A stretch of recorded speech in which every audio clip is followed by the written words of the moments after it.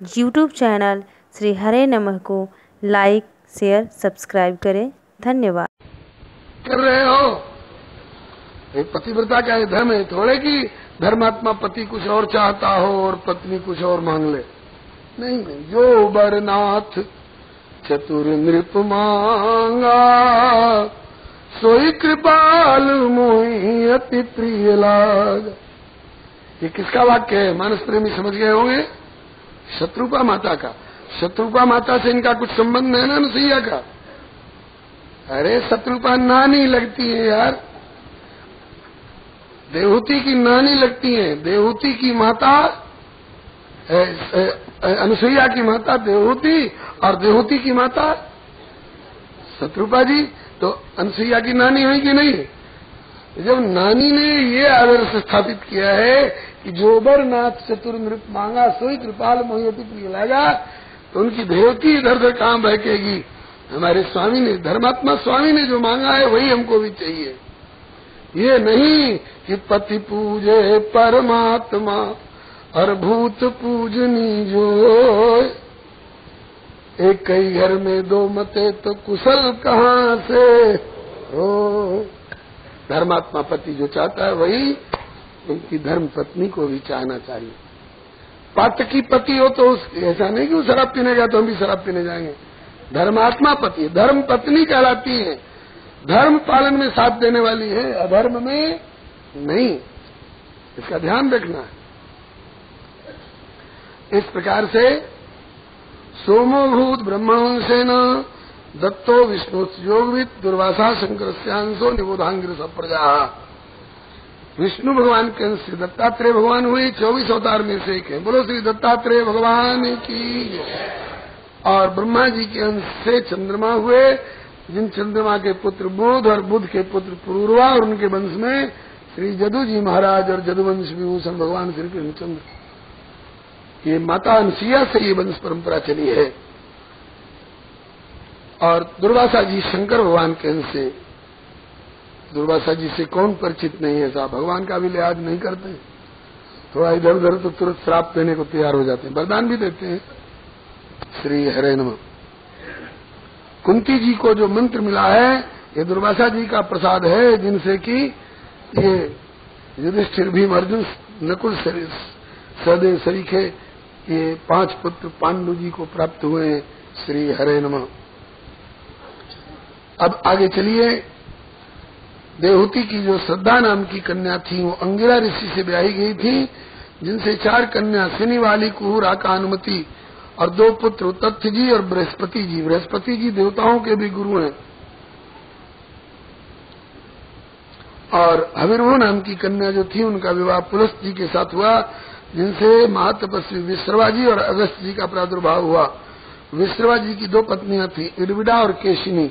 इडविडा से कुबेर जी का जन्म हुआ और केशिनी से रावण, कुंभकर्ण और विभीषण। मानस कल्प में विभीषण सौतेले भाई हैं और श्रीमद् भागवत कल्प में सगे भाई हैं। ये कल्प कल्प की अलग अलग कथाएं हैं। गति नाम की कन्या पुलह ऋषि से ब्याही गई थी, जिनसे कर्मश्रेष्ठ बरियान और शेषनु 3 पुत्र हुए। क्रिया नाम की कन्या क्रतु ऋषि से ब्याही गई थी, जिनसे कि 60,000 बाल खिल्य ऋषि प्रकट हुए, अंगूठे के पोर के बराबर बड़े भारी ब्रह्म तेज से संपन्न। जो बाल खिल्य ऋषि सूर्य नारायण के रथ के आगे आगे सूर्य नारायण की वेद मंत्रों से स्तुति करते चलते हैं। अरुंधति का विवाह हुआ था वशिष्ठ जी के साथ में, जिनसे कि चित्रकेतु, सुरोचि, विरजा, मित्र, उर्वण, वसुविद्यान और उद्यमान नाम के 7 पुत्र उत्पन्न हुए। इनके अतिरिक्त भी श्री वशिष्ठ जी की दूसरी पत्नी से बहुत से पुत्र उत्पन्न हुए थे, जिनमें से एक का नाम है शक्तिधर। वशिष्ठ जी के पुत्र शक्तिधर, शक्तिधर के पुत्र श्री पराशर जी, श्री पराशर जी के पुत्र श्री वेदव्यास जी और श्री वेदव्यास जी के पुत्र श्री सुखदेव जी महाराज। ये श्री वशिष्ठ जी का वंश है। फिर चित्ती नाम की कन्या का विवाह थर्वा ऋषि से हुआ था, जिनसे कि अशिरा अथवा दध्यंग दधीश नाम के पुत्र उत्पन्न हुए। ख्याति नाम की कन्या का विवाह भृगु जी के साथ हुआ था, जिनसे धाता और विधाता नाम के 2 पुत्र हुए। श्री नाम की एक कन्या हुई। धाता विधाता का विवाह मेरु ऋषि की 2 कन्याओं से हुआ, जिनका नाम था आयति और नीति, जिनसे प्राण मृकंड और प्राण नाम के पुत्र उत्पन्न हुए। मृकंड से मार्कंडेय और प्राण से वेदशिरा नाम के ऋषि हुए। श्री भृगु जी के कवि नाम के एक पुत्र हैं, जिनसे उसना श्री शुक्राचार्य जी का प्रादुर्भाव हुआ है। और अब तक आप लोग मनु जी की 2 कन्याओं के वंश का वर्णन सुन रहे थे। अब मनु जी की तीसरी कन्या प्रसूति देवी, जिनका नाम है, इनका विवाह दक्ष प्रजापति के साथ हुआ है, जिनसे 16 कन्याएं उत्पन्न हुई हैं। उन 16 कन्याओं में से 13 कन्याएं धर्म के साथ ब्याही गई हैं। ये धर्म ब्रह्मा जी के वक्षस्थल से प्रकट हुए हैं। तो दक्ष प्रजापति की अथवा प्रसूति की जो 16 कन्याएं हैं, उनमें से 13 कन्याएं धर्म के साथ ब्याही गई हैं। उनके नाम है श्रद्धा, मैत्री, दया, शांति, तुष्टि, पुष्टि, क्रिया, उन्नति, बुद्धि, मेधा, तितिक्षा, हरि और मूर्ति। इनमें से 12 पत्नियों से एक एक पुत्र और 13वीं मूर्ति नाम की पत्नी के गर्भ से 2 पुत्र उत्पन्न किए। इनके नाम दिए गए हैं श्रद्धा नाम की पत्नी से शुभ, मैत्री से प्रसाद, दया से अभय, शांति से सुख, तुष्टि से मोद, पुष्टि से अहंकार, क्रिया से योग, उन्नति से दर्प, बुद्धि से अर्थ, मेधा से स्मृति, तितिक्षा से क्षेम, हरि मन लज्जा से प्रश्रय अर्थात विनय नाम का पुत्र हुआ। मूर्ति देवी के गर्भ से 2 पुत्र उत्पन्न हुए, नर और नारायण। इनको हम लोग आजकल बद्री नारायण भगवान कहते हैं। ये 24 अवतार में से एक हैं। बोलिए श्री नर नारायण भगवान की जय, श्री बद्री नारायण भगवान की जय। 2 भैया हैं, नर और नारायण। बद्री नारायण क्यों कहते हैं? जैसे वृंदावन में विहार करने वाले को वृंदावन विहारी श्री कृष्णचंद्र कहते हैं, ऐसे बदरी वन में विहार करने वाले को बदरी वन विहारी नारायण। जहाँ ये तप करते हैं वहाँ बदरी का जंगल, बदरी मन बेर, बेर के जंगल, तो बदरी के वन में विराजमान होने के कारण बदरी वन बिहारी नारायण। अब इतना लंबा नाम लोग नहीं ले पाते हैं, इसलिए बदरी नारायण कहते हैं। नाम है नर और नारायण, 2 भैया। 2 भाई के रूप में क्यों प्रकट हुए? जरूरत थी। एक सहस्त्र कवची नाम का राक्षस पैदा हुआ था सूर्य नारायण की आराधना करके, और 1000 दुर्भेद्य कवच अपने शरीर में प्राप्त कर चुका था, और मांगा था कि जो 10,000 वर्ष हमसे लड़े वो एक कवच तोड़े, और जो एक कवच तोड़े उसकी मृत्यु हो जाए। जो कवच तोड़े उसकी मृत्यु हो जाए। उसने सोचा कि ऐसे दुर्भेद्य कवच 10,000 वर्ष लड़के तोड़ने वाला पैदा ही नहीं होगा। कोई पैदा हुआ भी तो एक कवच तोड़ने के बाद उसका मृत्यु हो जाएगी, बाकी तो सुरक्षित रहेंगे। जब वरदान मिल गया तब तो बड़ा भारी उद्दंड होकर के देवताओं को और संतों को, वेदों को, गौओं को, सज्जनों को सताने लगा। सबने पुकार की, भगवान ने कहा ठीक है मैं प्रकट होऊंगा, इसको मारूंगा। कैसे मारोगे प्रभु? इसने तो 1000 दुर्भेद्य कवच प्राप्त किए हैं और 10,000 वर्ष लड़े, वो एक कवच तोड़े, जो कवच तोड़े उसकी मृत्यु हो जाए। भगवान ने कहा हमको सब उपाय मालूम है। नीति प्रीति परमार्थ स्वार्थ को न राम समझान यथार्थ। इसीलिए 2 रूपों में प्रकट हुए और आपस में सलाह की, एक भाई तप करो और एक भाई लड़ो। और लड़ते लड़ते जितना दिन में इसका कवच टूटे, 10,000 वर्ष में इसका कवच तोड़ो। और चूंकि सूर्य नारायण का दिया हुआ वचन है, इसलिए वचन झूठा न हो। उनके वचन को सत्य करने के लिए इसका कवच तोड़ो और शरीर छोड़ो। और जो भाई तप करते रहेंगे वे उठेंगे और शरीर छोड़ने वाले को जिला लेंगे और कहेंगे कि अब तुम तप करो, अब हम लड़ेंगे। मतलब कि हम तप करें तो तुम लड़ो और तुम तप करो तो हम लड़ें। हमारा शरीर छूटे तो तुम जिला लो, तुम्हारा शरीर छूटे तो हम जिला लें। हम दोनों भाई बने रहेंगे और इस पापी को मारेंगे। 999 कवच तोड़ डाले, एक कवच बचा। तब डर गया वो कि अरे जिनने 999 कवच तोड़ डाले उनके लिए अब एक कवच तोड़ना कौन मुश्किल है। डर के मारे अपने इष्ट देव सूर्य नारायण के मंडल में समा गया। सूर्य नारायण के मंडल में समा जाने से जगत तो निश्चिंत हो गया, लेकिन जगन्नाथ निश्चिंत नहीं हुए। सोचा कि जैसे सूर्य मंडल में समाया है ऐसे सूर्य मंडल से निकलकर किसी दिन पुनः उपद्रव कर सकता है। इसलिए भगवान ने कहा कि सूर्य मंडल से निकालो। कुंती जी को दुर्वासा जी से मंत्र दिलवाया और मंत्र की परीक्षा के लिए कुंती जी ने कुंवारी अवस्था में सूर्य नारायण का आवाहन किया। सूर्य नारायण ने आकर पूछा, बोलो देवी क्या चाहती हो? अरे कुछ नहीं। कहा मुझे बुलाया क्यों? कहा कि मैं तो मंत्र की परीक्षा कर रही थी। कहा कि हम केवल परीक्षा देने नहीं जाते हैं, कहीं अमोघ दर्शन है, जहाँ जाते हैं कुछ देकर जाते हैं। बोले क्या देकर जाओगे? कहा कि पुत्र। कहा कि मैं अभी कुंवारी हूँ। कहा कि कुंवारापन आपका सुरक्षित रहेगा, कान से पुत्र का जन्म होगा। तो वही कान से पुत्र का जन्म हुआ, वो कर्ण कहलाया, और वही एक बचा हुआ कवच और कुंडल लिए हुए वही सहस्त्र कवची ही पैदा हुआ था इस रूप में। भगवान ने सोचा कि जब ये कर्ण के रूप में रूपांतरित हो गया तो हम नर और नारायण, हम दोनों भाई भी रूपांतरित होकर इसको मारेंगे। तो ये दोनों आ गए नर और नारायण, अर्जुन और कृष्ण के रूप में। इस बार नर की बारी थी लड़ने की। महाभारत के युद्ध का बहाना बना करके नरावतार अर्जुन के हाथ से वध कराया।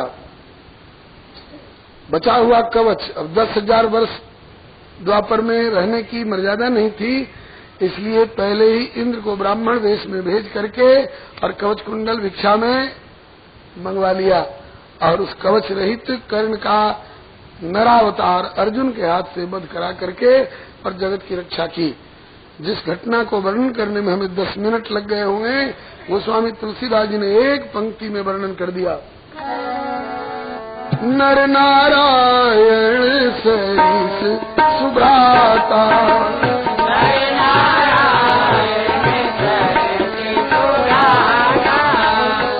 जगपालक विशेष जन त्राता।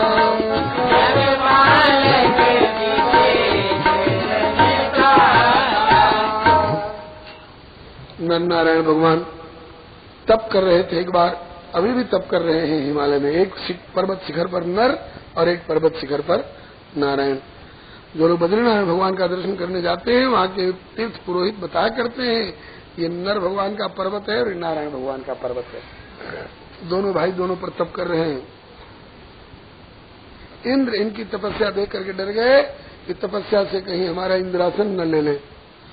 इनके तप में विघ्न करने के लिए इंद्र ने अप्सराओं को भेजा, कामदेव को भेजा, लेकिन उनकी दाल नहीं गली। जिनके स्मरण मात्र से और लोग भी निष्काम हो जाते हैं, उनके हृदय में ये क्या विकार उत्पन्न कर सकेंगे। डर गए वे सब कि अरे तू भगवान है, हमने इनकी तपस्या भजन में विघ्न करके बड़ा भारी अपराध किया।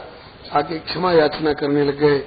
भगवान नारायण ने कहा कि तुम्हारा कोई दोष नहीं, तुम तो इंद्र के भेजे आए हो, बेचारा अपनी आदत से लाचार है, क्या करे।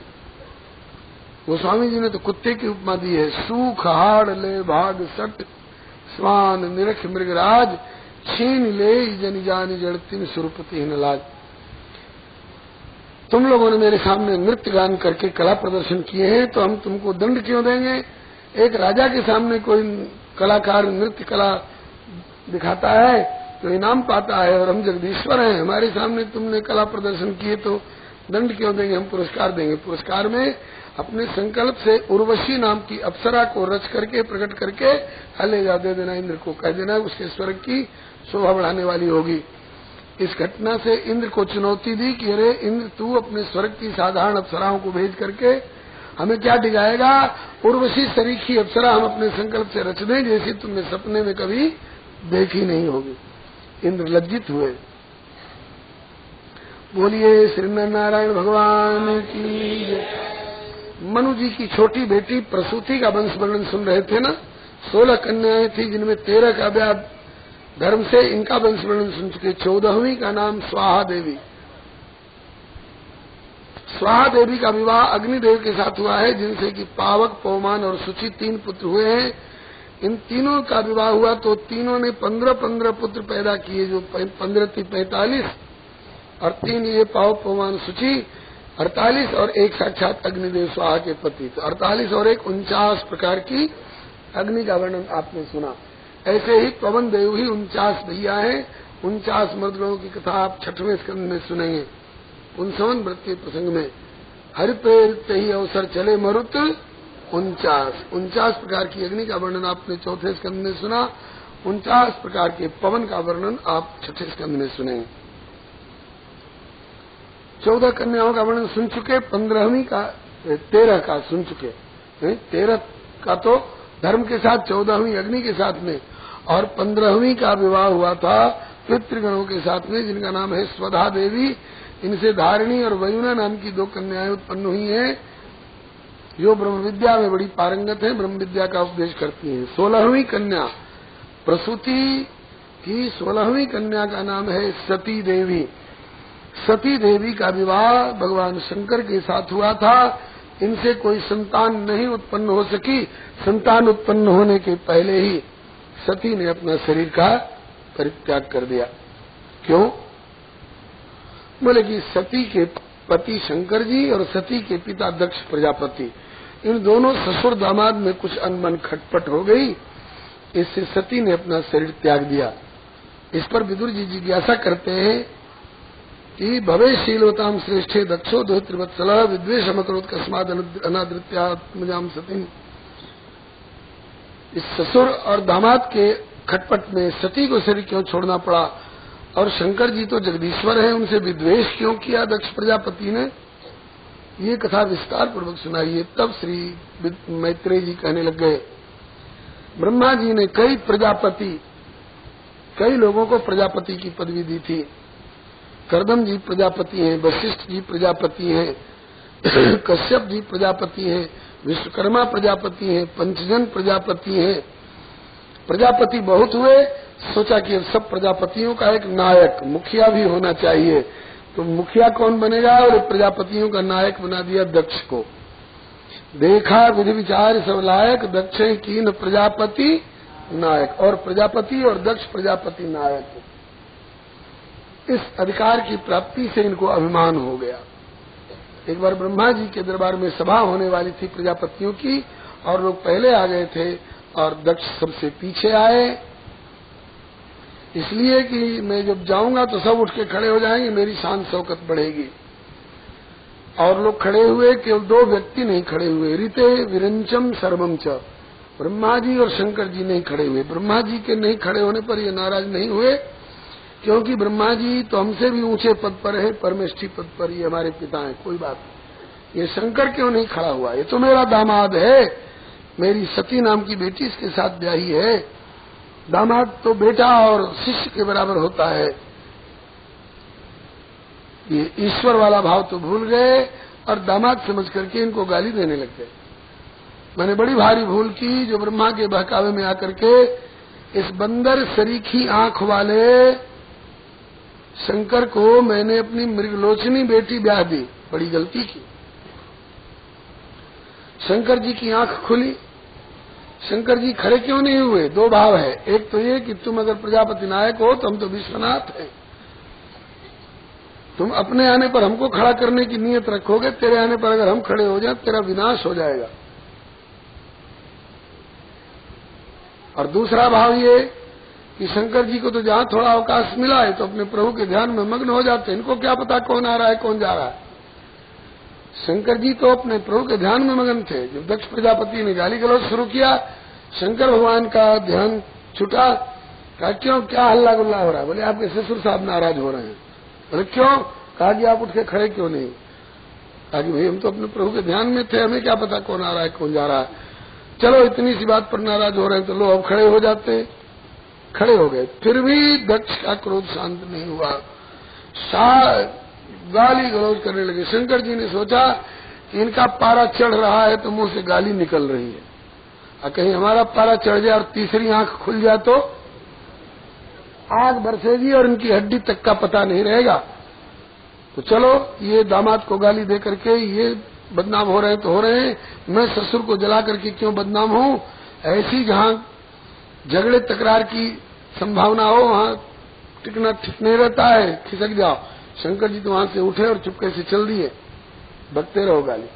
आवत गारी एक है पलटत होए अनेक, कहे कबीर मत पलटिए, तो वही एक की एक। शंकर जी चले गए, उसके बाद भी दक्ष प्रजापति का क्रोध शांत नहीं हुआ। अब तक गाली दे रहे थे, अब शाप दे दिया। अयम तु देव यजन इंद्रोपेन्द्रादिर्भव सभागम न लभताम देवर देवगणाधमा। मैं शाप देता हूं कि यज्ञ में देवताओं के साथ इसको सुच्ची सामग्री, इसको भाग नहीं मिलेगा। यज्ञ में देवताओं के साथ इसको भाग नहीं मिलेगा। इसके बाद शंकर जी तो जा चुके थे, लेकिन शंकर जी के गण नंदी जी अभी विराजमान थे वहां गतिविधि देखने के लिए। नंदी जी ने भी साथ दे दिया कि देखो हमारे स्वामी विश्वनाथ कितने प्रशांत, इसको नष्ट करने की क्षमता होते हुए भी गम खा करके निकल गए, और ये उनको श्राप दे रहा है, यज्ञ भाग से वंचित कर रहा है। तो नंदी ने श्राप दिया कि तो मैं भी श्राप देता हूं कि जिस मुख से तुमने शंकर की निंदा की है, तेरा मुख और ये मस्तक तेरा रहेगा नहीं, ये नष्ट होगा, और फिर पुनर्जीवन के लिए जोर लगाएगा बहुत तू, तो बकरे का सिर हो जाएगा, बकरे का मुंह, बकरे की जुबान हो जाएगी। और औरों को साप दिया। इतने लोग बैठे हैं, किसी ने एक बार इसको मना नहीं किया कि तुम नाजायज बोल रहे हो, गलत बोल रहे हो। मुख समर्थक बने रहे, मुख दर्शक बने रहे। तो जिनने शंकर जी की निंदा सुनकर के मुख समर्थन दिया है, उनको भी साथ देता हूं कि ये लोग तत्व से विमुख हो जाएंगे। भृगु जी को आया रोष कि इनका झगड़ा आपस का, श्राप हम लोगों पर आ रहा है। तो भृगु जी ने भी श्राप दिया कि तो मैं भी श्राप देता हूं कि जो शंकर के आराधक होंगे, रुद्र के जो आराधक होंगे, वो पाखंडी हो जाएंगे, धर्म पथ का परित्याग करके और अधर्म पथ का अनुसरण करने वाले हो जाएंगे, भांग धतूर गांजा सुल्फा चिलम वाले हो जाएंगे, पाखंड पथ का अनुसरण करने वाले हो जाएंगे। बड़ी मुश्किल से ब्रह्मा जी ने सबको समझाया। प्रजा के हित पर विचार करके नियम कानून बनाने के लिए ये सभा बुलाई गई थी कि गाली गलौज करने के लिए। बड़ी मुश्किल से सभा शांत हुई। अब चूंकि दक्ष प्रजापति शंकर को यज्ञ भाग से वंचित कर चुके थे, इसलिए शंकर भगवान को भाग नहीं मिलेगा यज्ञ में। डर के मारे लोग यज्ञ नहीं करावे कि हमारे ही यज्ञ से न्योताबंदी की शुरुआत होगी, कहीं शंकर जी नाराज होकर के कुछ अनिष्ट न कर दे। अब बिना यज्ञ के जगत का कल्याण कैसे होगा? आज के वैज्ञानिक भी मानते हैं आकाश में एक परत है, ओजोन बोलते हैं, 40 किलोमीटर मोटी, उससे छन कर सूर्य की किरणें आती हैं तो हम लोग सही सलामत लाभ लेते हैं। और ओजोन की परत हट जाए, फट जाए तो सीधी सूरज की किरणें आकर हमको ऐसे जलाएंगी जैसे वेल्डिंग वाली लौ आकर के लोहे को गलाती है।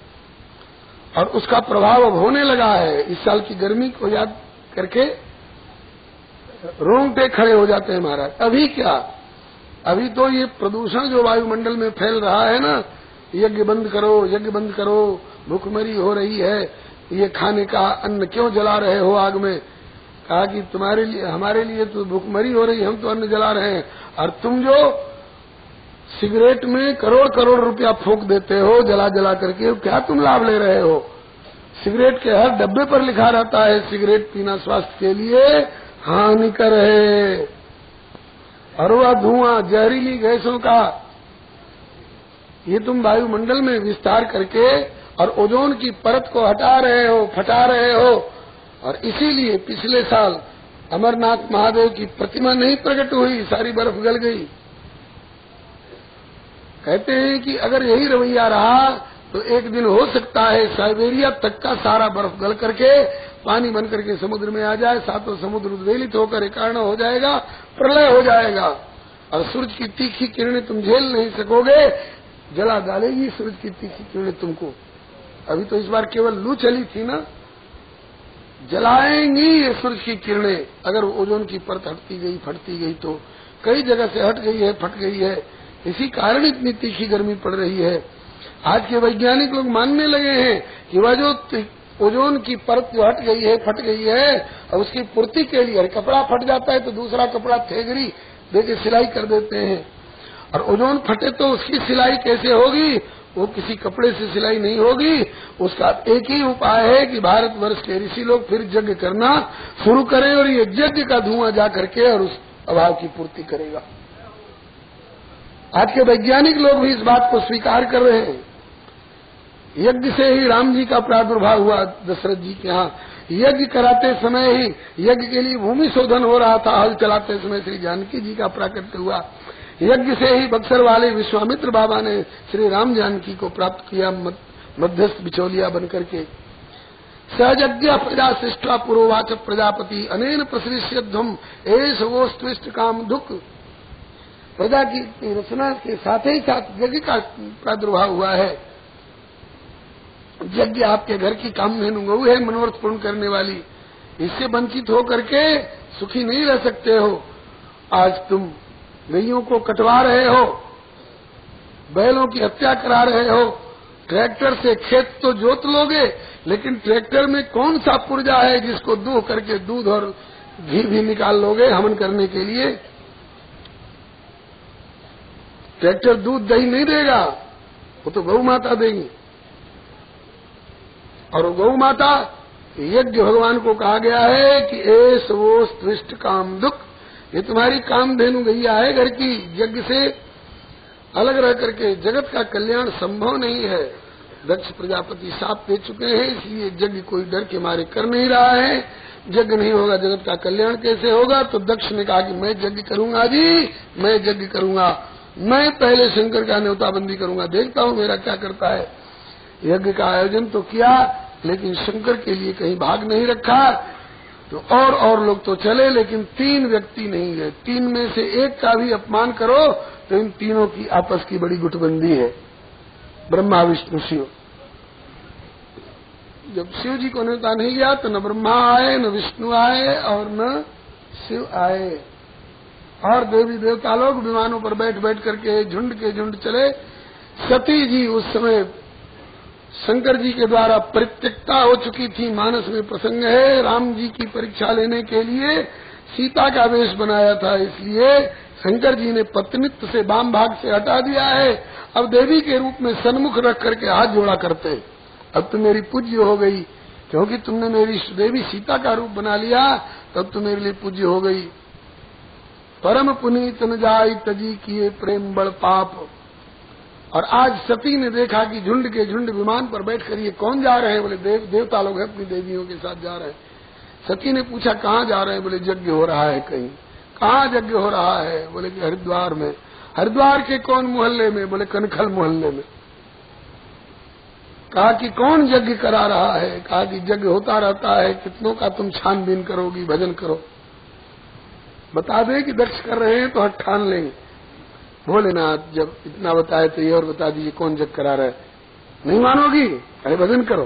कहा कि नहीं भोलेनाथ बताइए। कहा कि तो दक्ष प्रजापति जग करा रहे हैं। सुनते ही चमक गई सती हैं, मेरे पिताजी जग करा रहे हैं, आपको पता है, सब देवता जा रहे हैं, आप क्यों नहीं जा रहे हैं? कहा कि न्योता नहीं भेजा। हाँ, ऐसा कैसे होगा कि देव को न्योता जाए और महादेव को न्योता नहीं आवे? कभी कभी डाक की गड़बड़ी हो जाती है।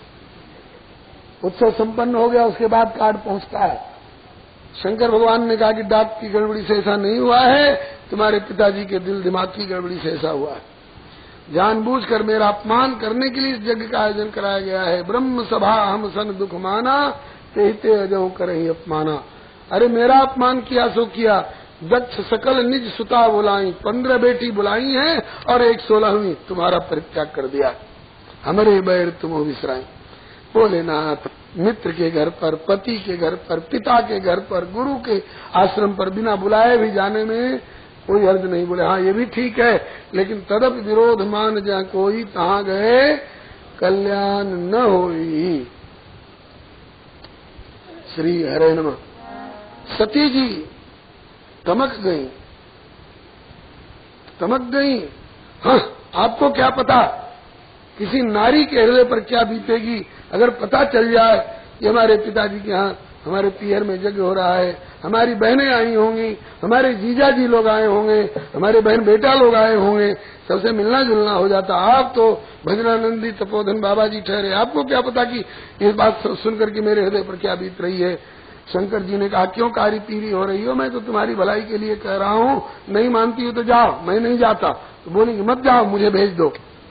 इतनी तक पर बात चली आई। शंकर जी ने गणों से कहा कि मेरे पास दूसरी कोई सवारी नहीं, मेरे बैल पर बिठाओ और ले जाओ। इनके व्यवहार का कोई सामान यहाँ मत रहने देना। इनका कपड़ा लत्ता गहना आईना कंघी सिंदूरदान श्रृंगार पेटी तोता मैना सब ले जाओ इनका। क्यों? जाकर के शरीर छोड़ेंगे, बच के वहां से आने वाली नहीं है। और इनके शरीर छोड़ने के बाद इनके व्यवहार की कोई वस्तु यहाँ रहेगी, मेरी दृष्टि पड़ेगी तो इनका विरह उद्दीप्त होगा, मेरे भजन में विक्षेप होगा। इनको प्राण देना मंजूर है तो हम अपने भजन में विक्षेप क्यों करावें? इनके चलते, इसलिए इनका सारा व्यवहार का सामान ले जाओ। गणों ने पहुंचा दिया और वहां जाने पर सती का जो अपमान हुआ और उन्होंने योग अग्नि के द्वारा प्राणों का परित्याग किया है।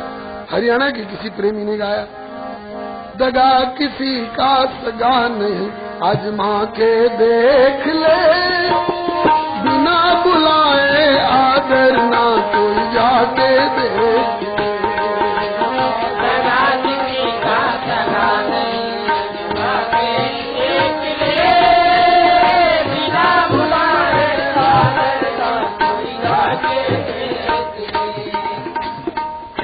दगा किसी का सगा नहीं पर उदाहरण है। दगा किया दुर्योधन ने पांडव के संग में, भीमसेन को जहर खिलाकर डाला गंग में, झूठ कपट से राज्य ले लिया भरा उमंग में, हुआ नतीजा बुरा मरे कौरव रण रंग में, क्योंकि बेईमानी का वृक्ष बुरा है लाके देख ले, इसका फल कड़वा होता कोई खा के देख ले। YouTube चैनल श्री हरे नमः को लाइक, शेयर, सब्सक्राइब करें। धन्यवाद।